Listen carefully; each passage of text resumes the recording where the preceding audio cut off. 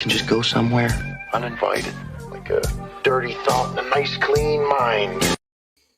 Welcome back, everybody. I'm Jay. This is Real Talk, and I got a special guest for you. And I know you're probably looking if you watch any of our other shit and go, isn't that the Brit who talks about football? Yes.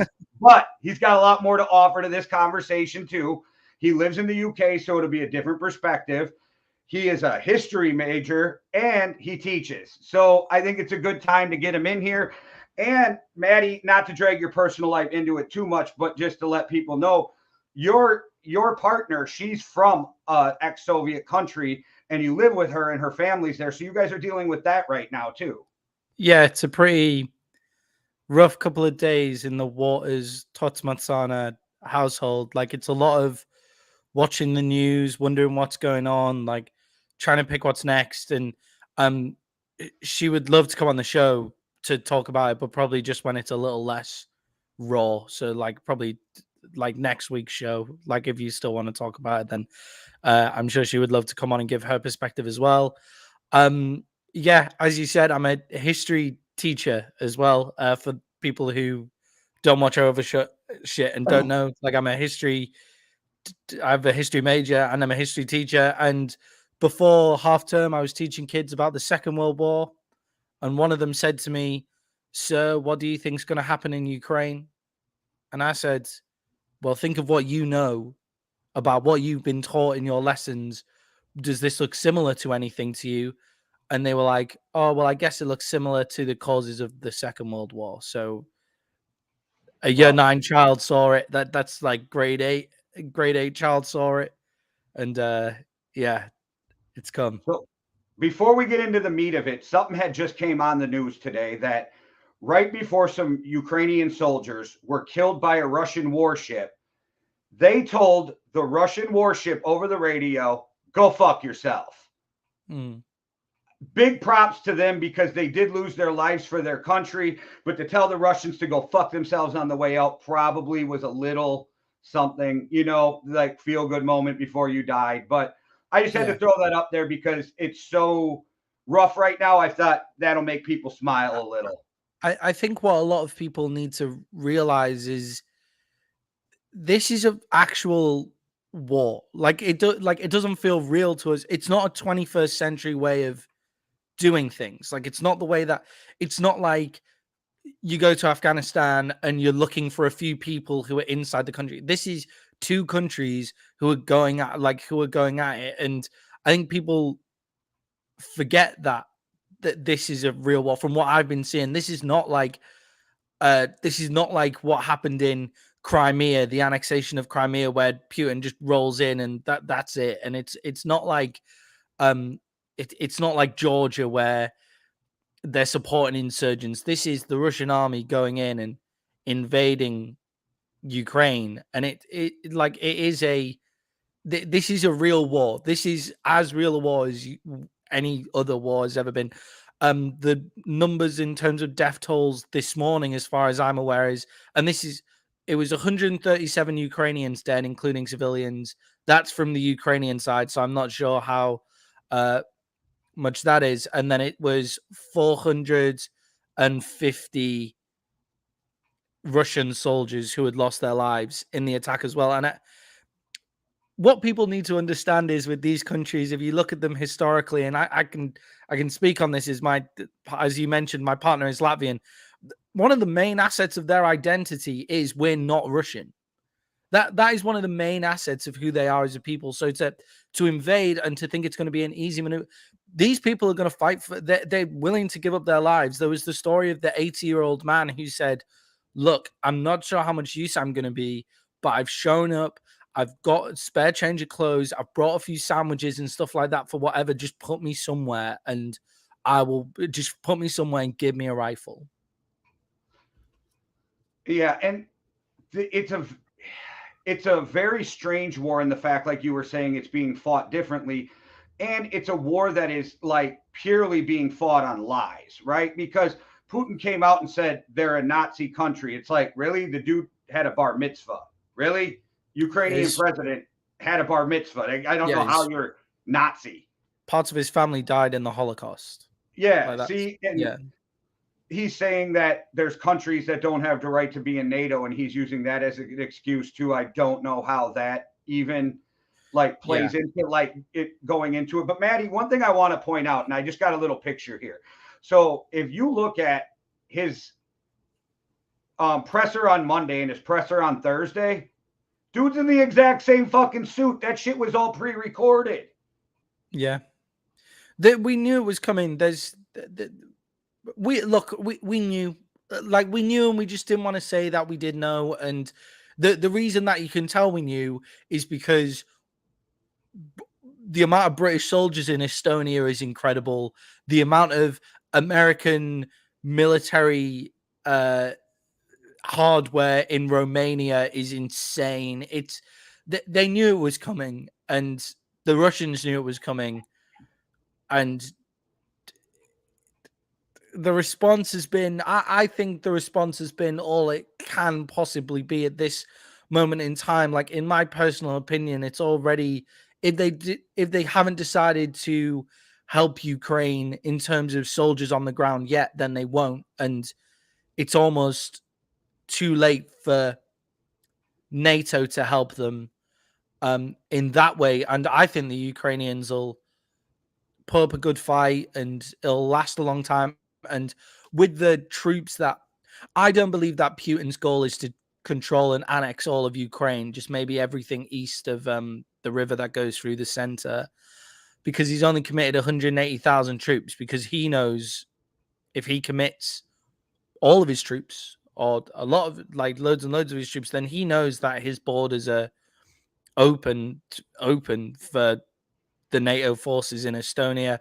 And I remember you texting me this the other day, like, aren't you guys closer to Russia than we are? And if you're talking in terms of like Estonia and Latvia and places like that, then yes, of course they are. But they don't have the military powers to be the big players in this war. But if you look at Alaska and on that border, do you not think that's an interesting proposition but then to get all the way to Moscow from there, you do have to cross Siberia. But it does mean that you can open up two fronts. Maybe you can open up 2-3 fronts against the Russians in that way.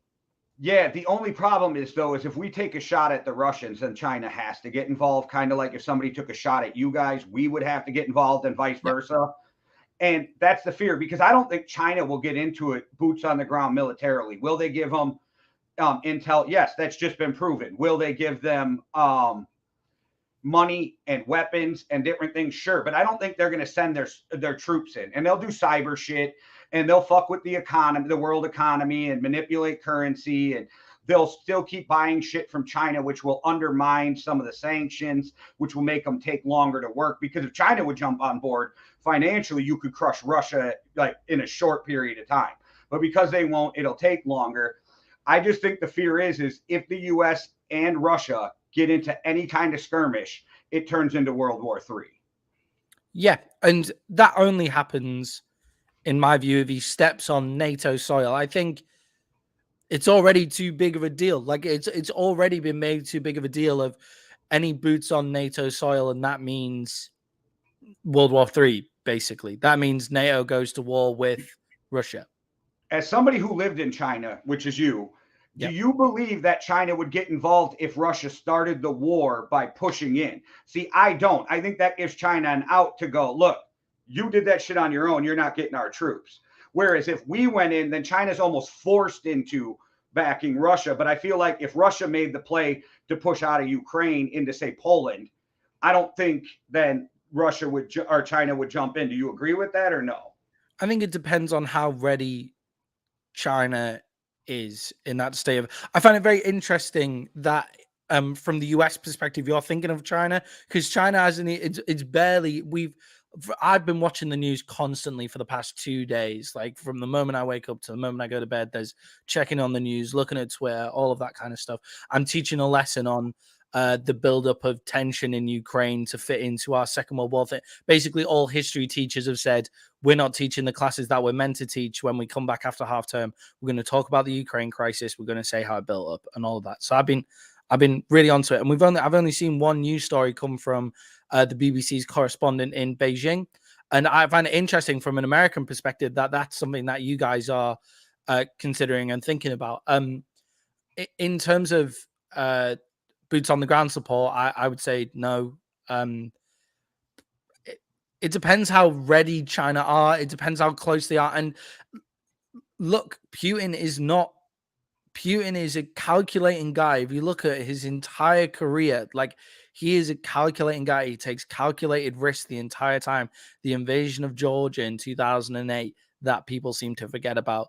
The annexation of Crimea in 2014, he's calculating. I think he knows exactly what he wants to do, and he's prepared for exactly what he wants to do. And if that start World War III, because they've been spending the past 8 to 12 years weakening the West, and whilst China strengthens their closest ally, whilst their closest ally China strengthens, and Russia in some ways strengthens as well, whilst a certain orangutan in the States gets elected due to Russian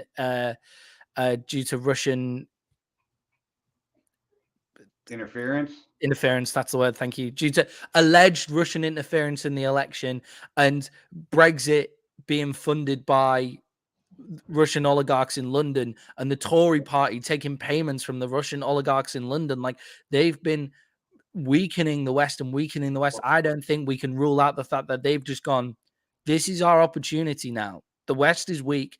This is our opportunity to do what we've wanted to do for a very long time. And I just want to reference this point. Vladimir Putin grew up 7 years after the end of the Second World War. He was stationed in Dresden at the time where the Berlin Wall came down in 1991. And he has a quote stating that the dissolution of the Soviet Union is the most catastrophic geopolitical event in human history. And I believe that that's what he might have his eyes set on in recreating that. Do I think he could possibly do it? Well, considering half of Europe, half of the countries that he wants to be part of that Soviet Union are NATO countries, I don't think he has the power to take on NATO. See, yeah, and I agree. And the fact that the Ukraine is not a NATO country, that's why they didn't jump in and couldn't jump in. So as in Putin, people forget how he became the leader of Russia too, by force, by manipulation, by being head of the KGB, by different means of shadiness. So to think that that's not how he's going to move forward on something else is, strange to me, because people don't look back that far. Also, Biden, I'm going to say, was very hesitant yesterday, which kind of pissed me off, about putting personal sanctions on Putin, because they sanctioned Russian banks, Russia, different things with 30 other countries.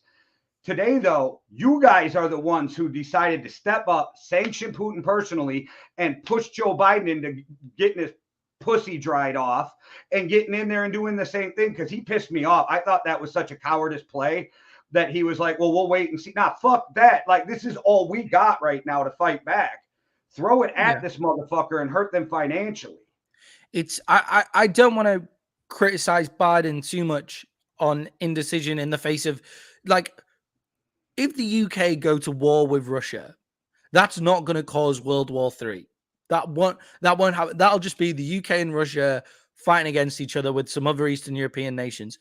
If Joe Biden comes in and escalates things, that is what causes it. That's what causes World War III. So I understand his trepidation up to a point, because we knew it was happening.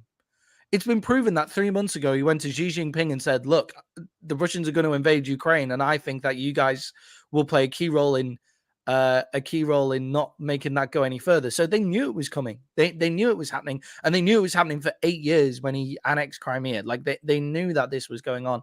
I'm very happy with the EU's response in terms of, look, I don't know where I stand on troops on the ground, boots on the ground, and that kind of stuff in helping, because I'm not sure how much we can actually do for Ukraine at this point. But outside of giving them the weapons and providing the help available and things like that, and I think all countries have done the best that they can do in that terms of ability. Freezing Putin's assets, good play. But it's all very well and good to freeze Putin's assets, but are they going to freeze are the Tory party going to stop taking Russian handouts?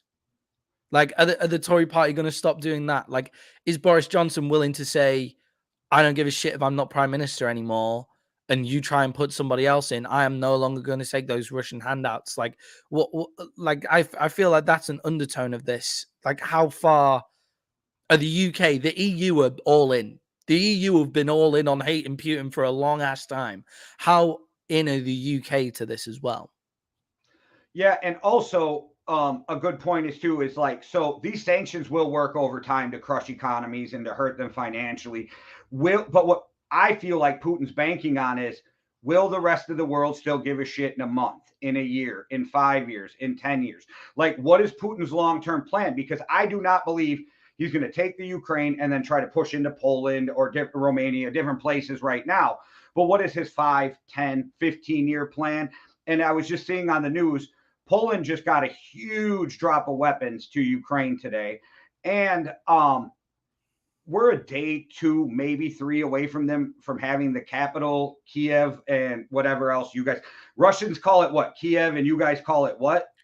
It's no, sorry. We call it Kiev. In English, Okay. it's Kiev. In Ukrainian, it's Kyiv, spelled Kyiv. Okay. Kyiv. Okay, because Americans are probably hearing both right now on different channels and going, yeah, what the hell? Like, it was a big thing here when nobody ever explained what the difference between ISIS and ISIL were, which it wasn't a huge difference, yeah. but you know what I mean? The BBC have calling it Kyiv. Like, okay. we're giving it its Ukrainian name, is what we're doing over here. And also, just to pick up on that, I've noticed a lot of Americans saying the Ukraine. The Ukraine is the Soviet term for Ukraine, because Ukraine is its sovereign nation thing, whereas the Ukraine was what it was called under the Soviet Union. But that's that was pointed out to me last night, and so I had to quit the way I was typing it. And but saying it still just comes out because they say it on the news sometimes, and so we pick up what's told to us, right? Like that kind of thing. But so what do you think though? Like, you don't think Putin's going to try to take all of Ukraine, which over here, that's not the belief. They believe he's going to try to take the whole thing. But like, what do you think is like just your opinion of what you see over there and how it's affecting you guys? Does the rest of the world believe that he's got a longer term plan to do more? So I think personally, I think it's from my studies and comparing it to, look, history isn't a map to the future. It's simply advice that you can take. It's experience. It's advice. It's not a map. Like, not every situation is the same. Saying that, Ukraine feels very Czechoslovakia in 1938. For those of you who know about the causes of the Second World War, the things like the Sudetenland, where Neville Chamberlain and the British government presided over the annexation of an area of Czechoslovakia due to the fact it was mainly German, and said to Hitler, "Don't go any further." But in the Sudetenland was all of the Czechoslovakians' best defensive positions, and they annexed that away to Germany. And then obviously he just goes further. Like, I feel like Ukraine is Czechoslovakia. The question is there a Poland? Like, is there a Poland? Like, does Putin say, right, well, we took this and they did nothing. Let's see if they back up Estonia, because that's where they'll go. I don't think they'll go into Poland. The Polish military is pretty strong. So we've got Poland here. Estonia and Latvia are just above Belarus in that corner there. And in the map that you're looking at, in the map that you're looking at now, you'll see the push that they're making. So I think it's something like 150,000 troops that have entered Ukraine. And I personally don't believe that's enough to then hold down Ukraine after taking it. So what I believe he'll do is they'll drive to Kiev, and then they'll try and I think the current play that they're trying to do is input a puppet government into Kiev, which is what the Germans did with France in 1940, where they take Paris and then put in the Vichy government so they don't have to control all of France. So they take half and then the other half's controlled by a puppet state. And like, it's something that you can definitely look into the past and see happening. And fair play to the Ukrainian president for staying and fighting in Kyiv, and fair play to that guy. Like that must be very scary, though. They're 20 miles from Kyiv at the minute. So I want to talk a little bit about what you were talking about, like these other countries around where you were saying, wrong map. That was okay. So you were saying like Belarus and then the other countries above it. Those are all former Soviet countries. So like you have a firsthand knowledge of what's going on and you're dealing with it in your home right now. Like, what's the feeling from the people in those countries? Like, what are they afraid that they're going to try to and I hate the word annex, like it's like take shit, but we're going to call it annex, Are they afraid of that coming again though? Like trying to be that steel curtain of the Soviet Union or whatever? Are they afraid of the Soviets pushing back or the Russians pushing back in? Yeah, I would say so. I mean, I'm probably more scared than Cynthia right now. She's gone very, like, she's very fuck you Russia attitude going on. So Cynthia's mum is part of the border guard in Latvia. She's the head of HR for the border guard in Latvia. So she would have to stay and fight if they decided to invade into Latvia. She has military training and all of that kind of stuff. And her dad was part of the Latvian army as well. I think it's yesterday was an overriding sense of fear and anxiety in those countries.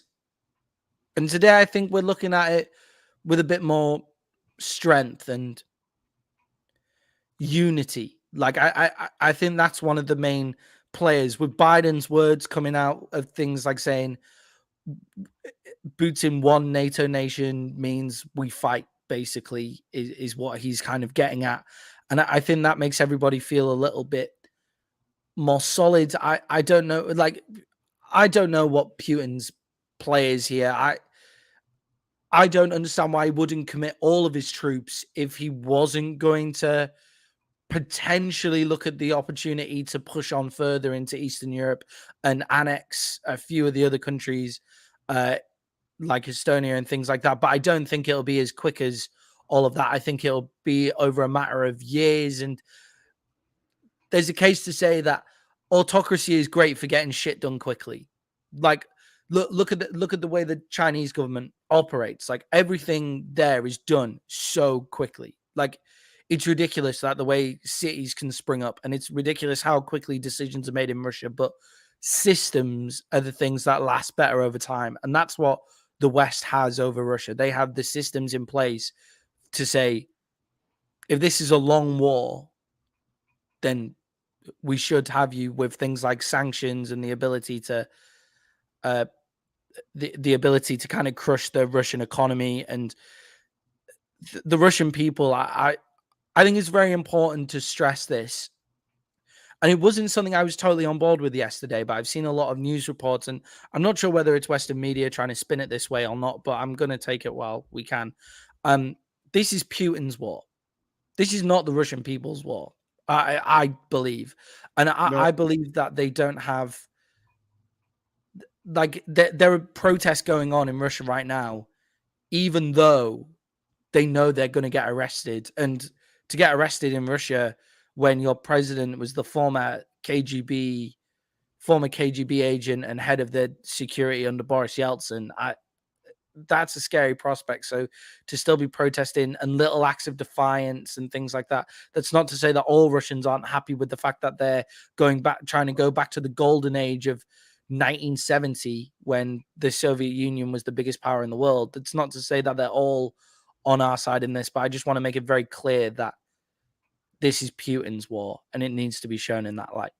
Well, that's funny you say that, because that's how professional you are, because that was going to roll into the protest. And I want to get to that in a second, but I do want to bring up something, and you'll remember it better than me. So the time I had since you knew on Real Talk before talking about COVID and different things in her travel, she had told a story about there's this place where she comes from that Russian people come to, but it's like a very negative thing to them. So they see these Russian people celebrating something. And I don't remember the story, but I remember how it touched me. Do you remember what I'm talking about?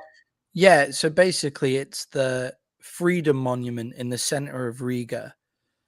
And they celebrate some sort of Russian holiday there. But the Freedom Monument is a monument to the fight that the Latvians had to become free of the Russians. And this goes back to a point I was saying earlier. These people in the same way, right? Wales are playing England in the rugby on tomorrow. All right. Welsh identity on that day is we are not English. That is the key point of Welsh identity. And in a lot of situations, like obviously this is being very this is a very rudimentary explanation of identity, and there's a really long word for it. And I've read a book all about it. I can't remember what it is right now, and I need to go find that book on my bookshelf, and I'll tell you about it later. But it's this idea that it's in nation. It's in a book called National Identity, and it's this idea that nation's identity is built around being different to other nations. So, like, Canadian identity is based on not being American. Like, Latvian identity is based on not being Russian, not being German. Like Welsh identity is based Welsh, Scottish, Irish identity. We're not English. Like those kind of things. That's how America started. We're not England. Yeah. Basically, like it's that kind of identity, and with that, this is what the Russians are fighting. And I think that I do think that Putin has made a bit of a miscalculation in terms of like the Ukrainians people's fight to remain Ukrainian. I don't think he's fully understood that. Like they were expecting much more surrenders from the Ukrainian army. They were expecting much more people saying, oh, right, okay, well, we'll just be Russian then, but like, fine, whatever. And I do think that that's something that they're forgetting. And this hatred of Russia runs deep in these countries. Like the Polish, the Polish, for example, they hate them. They can't stand. They basically tried to destroy their entire country. Like I don't fully think that Putin understands the majority of people hate Russia in these countries. So I did want to talk about those protesters too, because I talked about it yesterday a little bit and how I gave them a shout out because them protesting is way different than you protesting, which is you protesting is way different than me protesting because there's actually laws that you have to abide by for protesting, where I get more of a like, isn't there some kind of thing in the UK where protesting can be deemed illegal or like dispersed or something because of it, whereas in the US we have more of a freedom to protest where we can't be held legally accountable if it stays nonviolent? They used COVID to pass a bill to say that they can disperse protesters for illegal activity. So the protest has to be like, you have to book a date that the protest is going to be. You have to make all police officials aware of the protest that's going to happen, and you have to follow a specific route if you're marching and all of that kind of stuff. There's something like music levels and that kind of stuff that you're not allowed to go over. They've basically made spontaneous protest illegal in the UK. Now, would they follow up on those bills if we just came out and did it anyway? I don't think so. Like they wouldn't, but it's an attempt to say that they could do that if they wanted to do that to instill some fear. But that is nothing compared to what a Russian protester would have to go through. There is a fascinating documentary about what it's like to be gay in Russia. It's on BBC iPlayer, and it's hosted by Reggie Yates, who's a big star in the UK. I don't think you guys probably haven't heard of him, but he's a big star in the UK. And watch it. It's Reggie Yates in Russia, and it's about being gay in Russia. And basically, they stand with two boards that are completely white. They've got nothing written on them, and they basically stand 13 meters apart because there's something like if you're standing with a sign and another person standing with a sign within 10 meters or something, it's something like that, then that's a legal activity. That is an illegal protest. If you're standing with a sign in that amount of area, so they have to stand a certain amount of time. But if they get closer together, then the police can come and arrest them. And the police try and arrest them for illegally protest when all they're doing is standing with 2 A3 sheets of paper in the center of St. Petersburg. Yeah, and I don't know if you saw it yesterday, but they just kept pulling back up in Moscow, loading vans up, taking off, coming back, loading up, taking off. But I did see that some bigwig in Moscow's daughter tweeted out an anti-war tweet and then had to delete it right away. So that girl is probably very lucky who her parent is. I think otherwise they probably have some more severe consequences than they probably will see. Yeah, I imagine she's not allowed any access to internet for quite some time. If I was her, I'd escape to the UK and become a Russian oligarch and be able to fund the Tory party instead. Well, at least you got goals for people, Matty. That's a good one. Like, so what is the feeling over there on how this is going to play out? Like, I know that I keep forgetting his name because I'm a dick, but the president of Ukraine was asking you guys for way more shit today than us. Like he was asking you for more oil, like sanctions. He was asking for pass or visas of Russians to be taken away, to be kicking all diplomats from Russia out of the UK. Something about the airlines with Russia. I don't get it all, but they asked you guys for a lot more. Yeah, we're beefing with Russia. You guys. Yeah.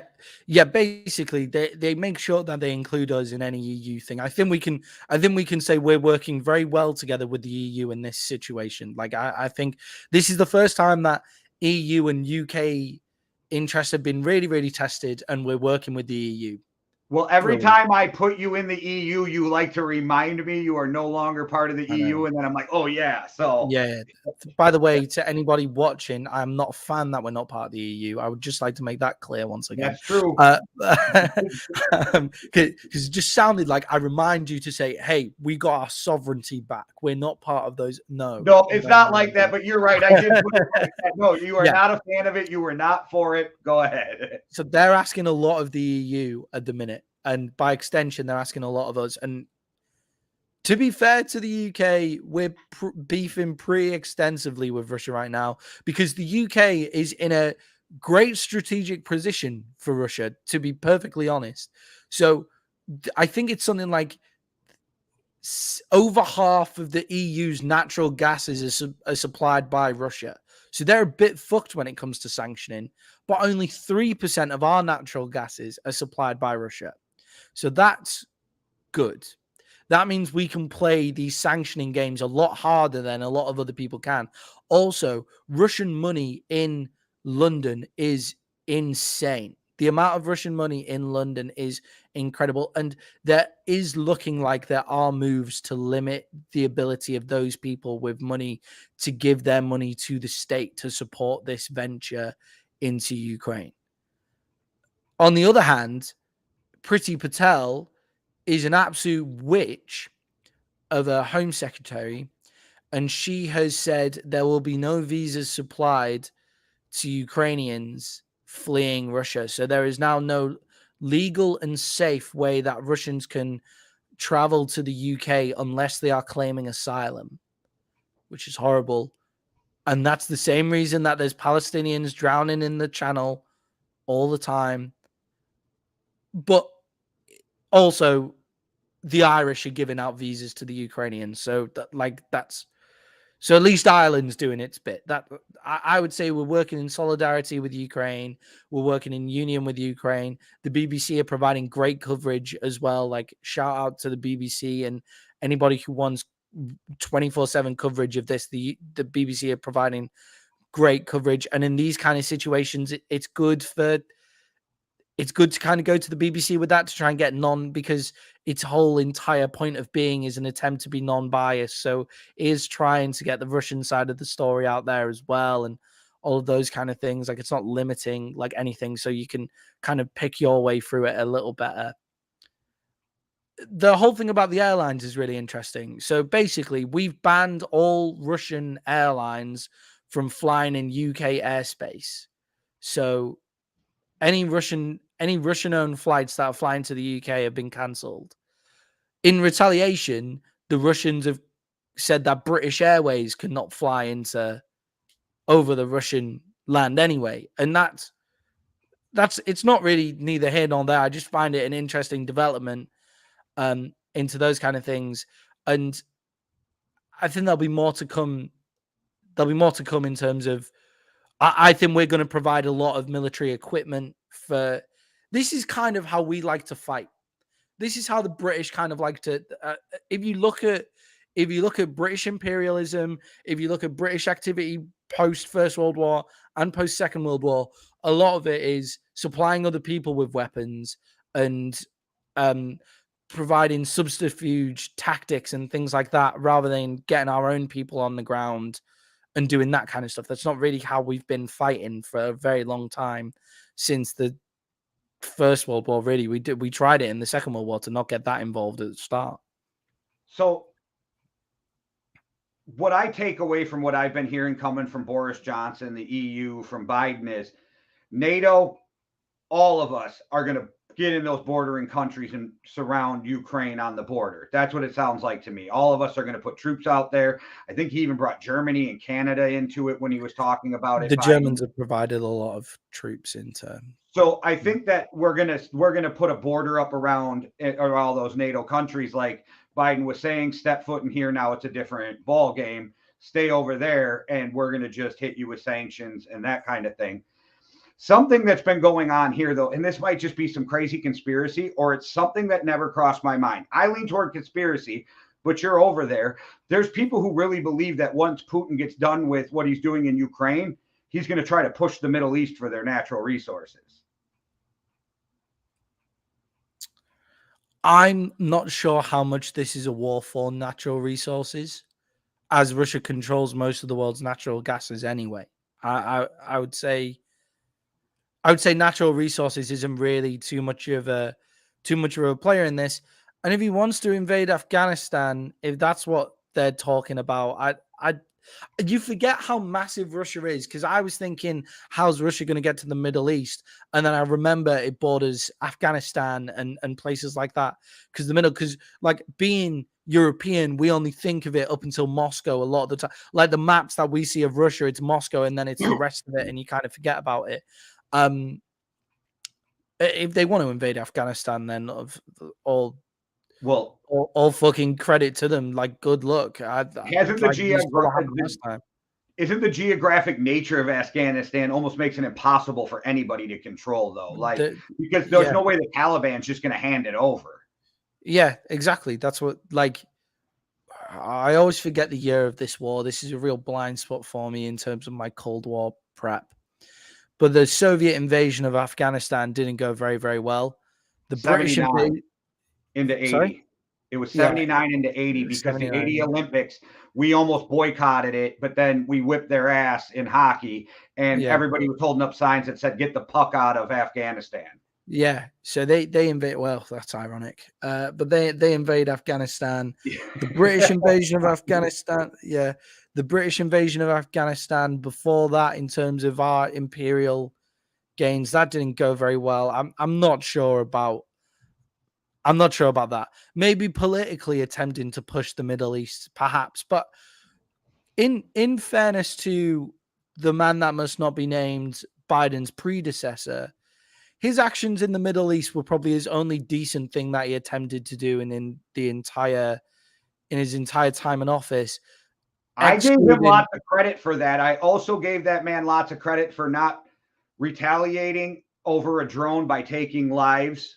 Yeah. Like, those were the two things I really gave him credit for, because one of the reasons he didn't strike back after our drone was shot to where they wanted him to was because 150 people would have died. So he waited. He called. He said, "I'm gonna blow up your military airstrip, so get the fuck out of there." And then he blew it up. I gave him credit for that because we had to retaliate, but for him not to want to take lives and the things he did in Afghanistan were some of the few things that I actually jumped on board with him.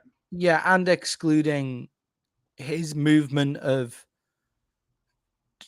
Israel's capital to Jerusalem, which I thought was just the worst possible thing that anybody could ever do. But excluding that, I think he's attempted and done a decent job of repairing American and Western relationships with the Middle East so they won't fall into the arms of Russia as easily as all that.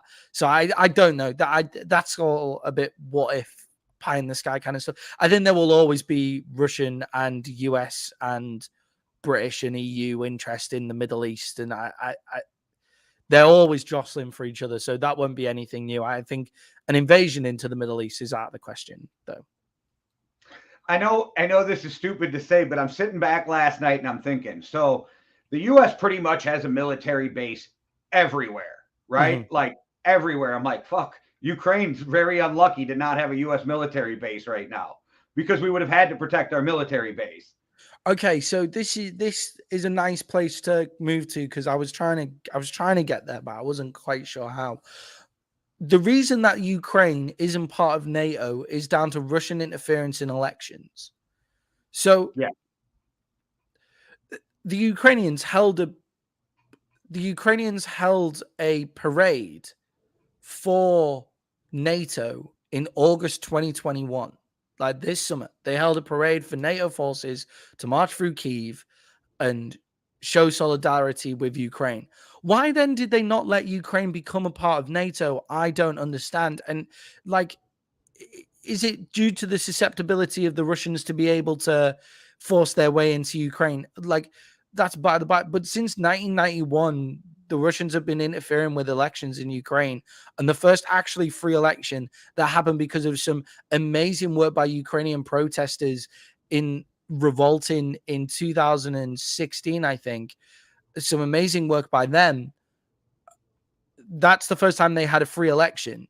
The Orange Revolution, that's what it's called. That's the first time they had a free election, and they got someone incredibly anti-Russian, and then they all of a sudden get invaded. They all of a sudden get invaded 5 years later. Like, NATO needed to include Ukraine into the fold a lot earlier because they would have been a key player in NATO. Yeah, and just to go back on your point where you said that it's not going to be as easy for Russia as they think, because the Ukrainians, man, you were talking about that 80-some-year-old man. I watched that thing and he walked up and he was like, I'm here for my grandkids. Like, that kind of shit is real. That's some deep shit. Like, these people remember what it was like. They grew up, even if they were very young, during the Soviet Union and different things and the fall of it. And they're willing to put their life on the line to not let that happen again to their grandkids. That's some real deep shit that people really need to take into account. And like, I think this is a point in the world where I don't care what your political views are. I don't. We can argue about that when this is all over. We can go back to being Democrat and Republican, Tory or liberal, and work party. I don't remember what you guys call it. Labor Party. Right now, we're not even Americans or English or UK, or you know what I mean? This is a time for the world to unite against good versus evil. This is literally like moral stand of what's right and wrong. And we have the right, we know what side is the right side of history. And now it's just time to do it. And it's very sad to me that there is other countries out there who still aren't like seeing the bigger picture of what's going on and how we are still acting like we were acting 100 years ago. You know what I mean? 50 years ago. This isn't a contestable issue of who's on the right side and who's on the wrong side. And I know there's been some I know the leader of the Brexit party, I don't know whether we're allowed to say his name because of algorithm shit either. I wouldn't want to touch that dickhead with a barge pole anyway, so I'm not going to give him his name here. But he was saying how how Putin was very clever and how Putin was very intelligent and how great a man Putin was and how the weakness of the EU is being shown by this contentious issue and why we were right to leave, but that we were right to leave the EU because of this issue, despite all of the things that have happened since leaving the EU to fuck the UK over. He's still Putin's intelligent. Look at the weakness of the EU. Look at all of this. And it really frustrates me that there is no gray area here. There's no, like, the invasion of let's use American British involvement in the Middle East. That's a gray area for me. That's a gray area of good against evil, because obviously the Taliban have shown that they're real evil fucking bastards, but the way that we went about fighting there and trying to fight was not. That's a very gray area. I know it's a gray area a lot more in the UK than it is in the US necessarily, because you guys felt it a lot more due to things like 9/11. But this is no gray area. Russia It's has, not, but it is a gray area Yeah. here too, because of the handling of that shit was such a shit show from the beginning. yeah, and it's just like, this is not a gray area. This is Russia invaded a sovereign nation for its own political gains in a way that is not doesn't look like 21st century warfare. You can roll film from them rolling over, and apart from the weapons, it looks like fucking 1939 again, 1914. It looks like that shit, like 1815, Napoleon's march into Waterloo. Like it looks, obviously, despite the weapons and all of that kind of stuff, it looks completely alien to a 21st century way of conducting warfare. That the 21st century way of conducting warfare is through drones and shit like that. Like, people don't fight each other hand-to-hand combat in the 21st century style of warfare, and they've gone backwards in time, and there is no discernible reason that I've been trying to think of why. Apart from Russia just wants to have it. Like, Putin just wants to have it. I can't think of any other reason why, apart from a fear that if they have to get it now, otherwise NATO has it later on. Yeah, I agree with that. I think that's part of it. And I know he uses the excuse of the part of Ukraine closest to Russia. I forget the name of the area down there. There's some resistance about being Ukraine. There's like a pro-Russia like people, but he's not stopping there. Yeah. There's like Crimea, which they annexed, and then there's I always forget I can't pronounce the name of it. Donzig or something like that, and it's in the east of Ukraine, and there's been fighting there for 8 years. This is what I really fucking hate. This is not a one-day thing where they've just gone, fuck it, we're going over. This is 8 years in the making. Well, why do you think the Ukraine people didn't believe us when we kept telling them they're coming? Because I'm watching the news yesterday, and every fucking person is shocked that their country just got invaded. And it's like, I don't mean to be an asshole, but the EU, the UK, the United States has been screaming this for weeks to them, get the fuck out. I think they did. I just think it's difficult to fathom for a civilian. Like, I feel like the military was prepared. I feel like the military knew what was coming. Wasn't it just a year or two ago Putin was on TV calling Ukraine their brothers? But that's what I think's mad, right? So he sees them as that. He sees Ukrainians as Russian people. That's another reason why he's going to. It's like the Belarusians. Like, the Belarusians are his closest ally, hence why they can invade through Belarus. Like, the reason that they let Belarus exist is because they say that because Belarus does exactly what Russia wants. Like, that's the reason Belarus exists. Like, it wouldn't exist if they just said, actually, fuck you, Putin. Like, it wouldn't exist if they said that. They would just go back. It wouldn't exist if they said that. They would just say, like, oh, we'll just have you then because we see you as Russian. They see the Ukrainians as Russian. They don't see the Baltics as Russian as they do the Ukrainians. So do you see sorry, my alarm. Do you guys see over there like the potential of Putin going to nuclear weapons, or do you think that's only a thing if the US steps in? I don't think that might just be the willing disbelief of I don't think that it'll come to nuclear. Like, I think that nuclear weapons will only be used in terms of a last resort survival thing. I don't think that NATO forces will want to take over any part of Russia and annex it. I just think they'll want to force them out of the countries that they're in. They're going to pose no threat to Moscow unless that's the thing that they have to do to stop the war. And I don't think they'll press I don't think Putin will press the button unless his life's in danger sat in Moscow. I don't think he'll press that button in that way. I think the age of nuclear warfare is past. I think it's now you can cause just as much fucking shit with cyber warfare and the other weapons that we've got as well. Like, and you don't need to be blowing everybody up and being that fucking guy for the rest of history, you know? What I do find interesting is Anonymous is now getting involved, and they've taken down the Russian Ministry of Defense's website. Well done, Anonymous. Good work. I think people need to get their head wrapped around the fact too that Ukraine is now Russia, and it's going to be for a long, long time, if not forever. I think the Ukrainians will put up a better fight than that, and I think.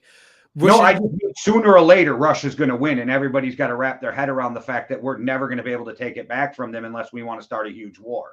Yeah, I mean, Russian control of Kiev is imminent.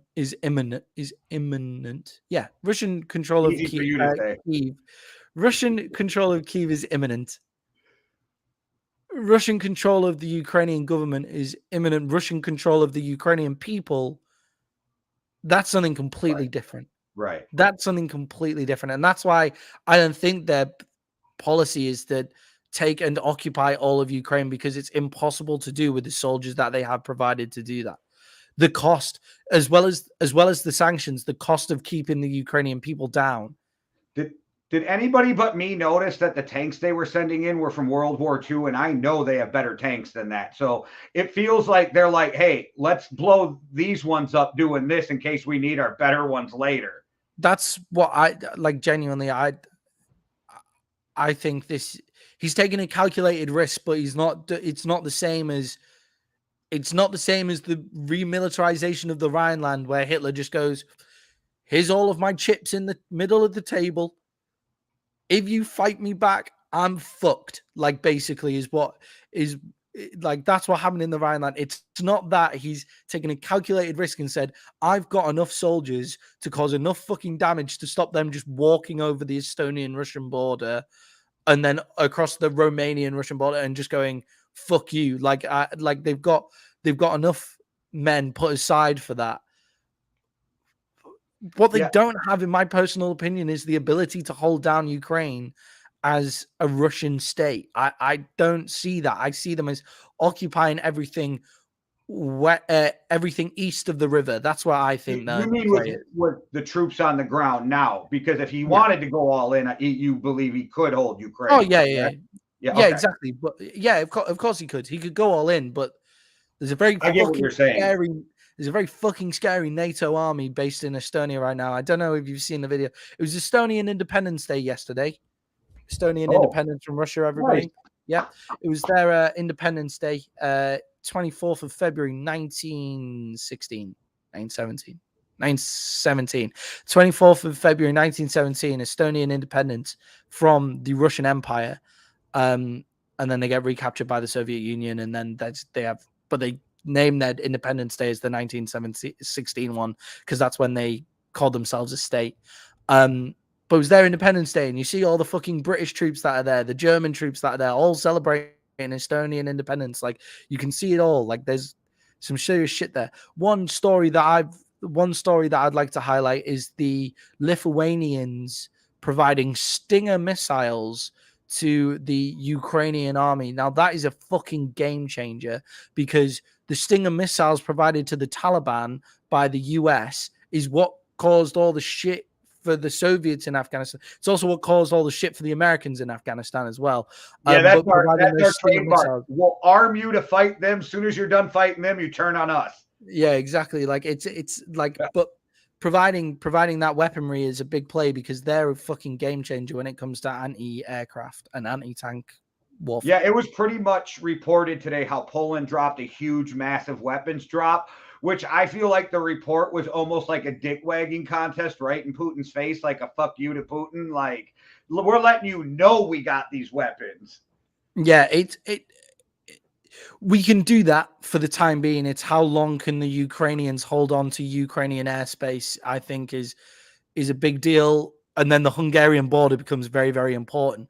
The issues then become, if the government changes hands in Kyiv, then they can shut the borders to everybody else. They can legally shut the borders and say, right, we're going to shut this border and we can attack anybody who's coming over. So no more Ukrainian independence volunteers legally able to cross the border.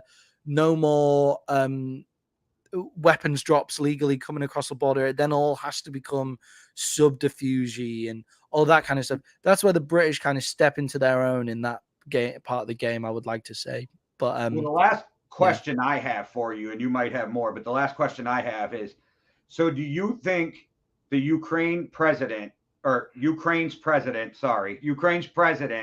is committing suicide? Because I think they're going to murder him if they get in there. Yeah.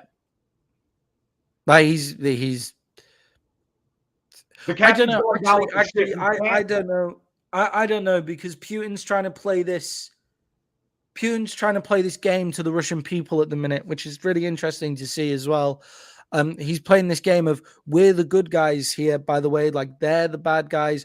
If it wasn't for NATO expansion, this wouldn't happen. We wouldn't feel threatened. If it wasn't for this, if it wasn't for that, if it wasn't for all of this shit. So I don't know whether he totally can just murder him, but what he can do is say he was stood in his office with a gun and was firing at our soldiers and got his head blown off. Like, that's what he can say. So I don't know if they aired this on BBC, but so they were airing some of the Russian news over here. Yeah. And you know how, like, they're getting fined in Russia if they don't put out exactly what Putin wants them to put out every day. Like, their state-run media is getting fined.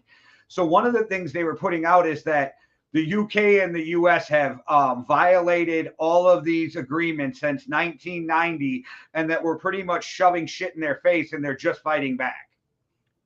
Yeah, why do we always get lumped in with you with this shit, by the way? Because you're on their side of the world and you're our biggest ally, right? Like, so you're the powerful ones here. We're just there. No, I always joke about this idea that the people of the UK always like to highlight that it's called Great Britain. It's great. We are the biggest empire in the world, blah, blah, blah. We are the 5th biggest economy, like, in the world, I'm pretty sure. And our military is very, very strong. Our military technology is as good as ever and all of that kind of shit. We are a big player in this. I'm only messing around. And I hope that we do provide the military support and the economic support that we are able to do as a country because of the other terrible shit that we've done in the past, basically. I hope we're able to finally use it for some fucking good for once. But the kind of Russian state news is something that, and it's something that people do find really hard to grip their head around, and it's something that they find really hard to grip their head. I'm sorry for just going back to the Nazis for this. I just find it a really easy comparison to make for this kind of stuff. I could go into Stalinism in the Soviet Union, but it's not as well known in the UK. So I don't know how you guys cover it in the US education system, but in the not UK, as much as the Nazis. Yeah, in the UK, it's all Nazis as well. So it's easier to explain it so that everybody understands and not just historians understand. But so what the Nazis did, it's very difficult for people to understand how the Nazis got everybody on side until you realize that you create an us against them mentality following the First World War, where the Treaty of Versailles forces you to take blame for the war. They call this the November criminals, and the November criminals are Jews and communists who run the Weimar Republic and stab Germany in the back and all of that kind of stuff. And Putin's doing that. And Cynthia said this to me, actually. This wasn't my own fault. Like, Putin's doing that with things like NATO expansion into so things like NATO expansion into Eastern European countries and things like that, and countries that should never be a part of NATO is what he's using it as. He's creating that us against that. He needs to do that to get the Russian people on side, because there are 350 million people in Russia. It's a very difficult country to control by all accounts because it's so fucking huge. Like, it's a very difficult country to control, and it's amazing that so many regimes have been able to control it for such a long time, and things like that. And I think one slip up and one way of getting his supporters to realize that he's the fucking bad guy. Like the same happens in China. I remember the time, like when I was in China talking, we all had VPNs, so we were all looking at the Hong Kong riots and things like that. And obviously, being British, Hong Kong holds a special place in our heart. It was a British colony until 1997, and we handed it over to the people of Hong Kong then. And the kids in China that I was teaching, they thought that they were telling me how disgusting the people of Hong Kong were for rioting and how wrong they were and how everybody hates China and China's the person under attack here, which is a crazy thing to say when China's a country of 1 billion people and it's huge, and Hong Kong's a tiny island. And the same thing's happening here where Putin's making the Russian people feel like they're under attack from the outside when Russia is the 350 million mega giant country that controls a lot of the world's natural resources. There's a huge player on the field and can basically go autarky all at once. And he needs to keep that facade up, otherwise he loses the support of the people, because the Russian people are just like the rest of us. They're just like the rest of us in terms of they want to feel like they're on the good side. I don't know who does these polls, but the polls were very skewed to most Russian people under the age of 50, mind you. I want to put that out there, okay? Because they did say this in the poll. Were against going into Ukraine. We need to take a look at that poll just because. Yeah, and I can't remember what station I saw it on, because I'm not going to lie. I'm the guy, I flip from CNN to Fox News to BBC. I want to see what everybody's saying all the time. One, I like to get more information. Two, I want to make sure most of the time, though, Fox and CNN will report the same story completely different, right? Mm-hmm. This is being reported pretty much the same. And that's when you know we're not as being lied to as much as usual. Yeah, we need to remember that this is Western media, because I haven't seen that poll on the BBC, and the BBC are very reputable in terms of. It came out of Russia, I guess, some Russian thing, but I don't know. Like I wish I wrote it down while I was watching it. Yeah, that could be Russians outside of Russia, because I doubt it's a poll taken in Russia. But don't you think that young Russian people know how to get around their internet and that kind of thing, and they see what's going on for real outside of their country? And don't you think that the young people are probably 100%. More educated? Huh? Sorry. Yeah, 100%. And I think they've grown up in a time where like if they're the same age as me, they don't know the Soviet Union. Like they weren't around in the time of the Soviet Union. It wasn't it wasn't a thing then. And they know Russia for being Russia. They know Ukraine for being Ukraine. They know Latvia for being Latvia. Like that's what they know. Like they don't need that hark back to the glory days that the people who are how old do you have to be now to remember? I remember the fall of the Soviet Union. Yeah, so you've got to be like 40 to 50 years old to have any real, like you've got to be 50 years old at least to have a real recollection and real feeling about the Soviet Union. I don't remember when they fell, but I remember it being a big deal when I was a kid. 91 was the fall of it was the dissolution of the Soviet Union. Yeah, exactly. So you've got to be like, like my parents. To have a real understanding, you got to be around my age, because otherwise, if you're younger than 13, you probably didn't wrap your head around what was going on anyway.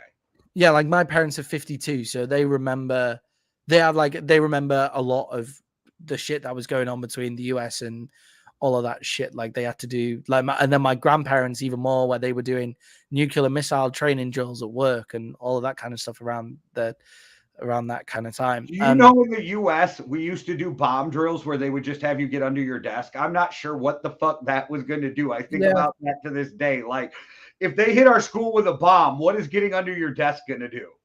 Yeah, exactly. And it's very difficult. It's very difficult to get at the people of Russia for the way that they have to be in their country due to the sanctions that will be posed on them for going against their leader. And I think we have to remember that. And it's not the Russian people that we need to be mad at. It's a select group of Russians. And then the Russian army are just doing their job and all of that kind of shit. I worry about the ramifications of fighting to the death in Ukraine. Like fighting like the Russian army don't have the greatest reputation when it comes to human Geneva Conventions and all of that kind of thing, human rights and that kind of stuff. And it's not a fair thing to level at their 21st century army because they haven't had to do any land wars or anything like that.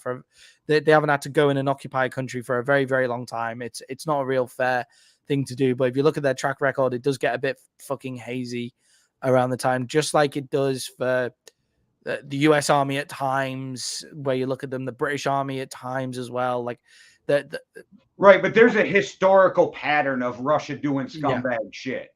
Yeah, the Russian army definitely violating human rights every night. So that's what I worry about it for the civilian lives in Ukraine. There was the video that I sent you of that Russian jet flying over the top and just firing a missile at what is just seems like a residential building. Like there's babies crying in there and things like that. Like, yeah, I couldn't get it to share off a messenger, but I did find somebody else who shared it. So I did get to share it on Facebook because I feel like more people need to see that kind of shit.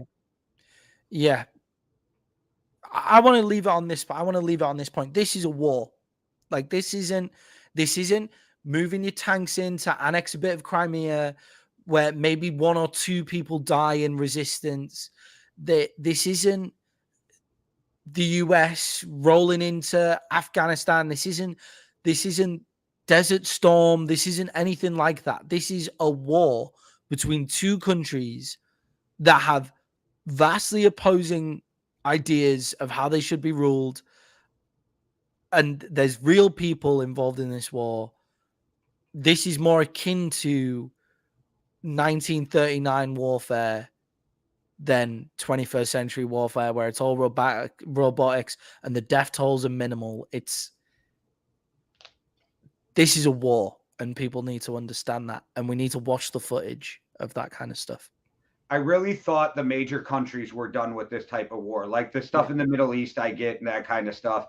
I really thought we were more of a cyber type warfare, or like you were saying, drones, but Russia's taking it back old school. And before we get out of here, I just one more time.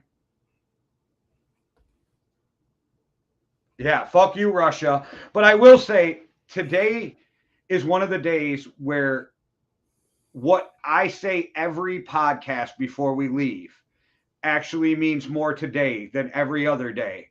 You know what I mean? And it's sad that we're in this part of, or this time in the world. But thanks for coming on, Matty. Hopefully when things settle down over there, get to both of you on here and have some conversation, because we'll know more about what's going on also. Yeah, I'm going to send you a few links to where people can go to donate to human aid working in Ukraine and things like that. So we can put them in the description of the video at some point. And yeah, once you get them to me, I'll go back in tonight and I'll drop them in the description. That'd be great. Just because any help that anybody can give would be vastly appreciated. All right, Matty, thank you again for giving me your time and giving your perspective on this. I really appreciate it.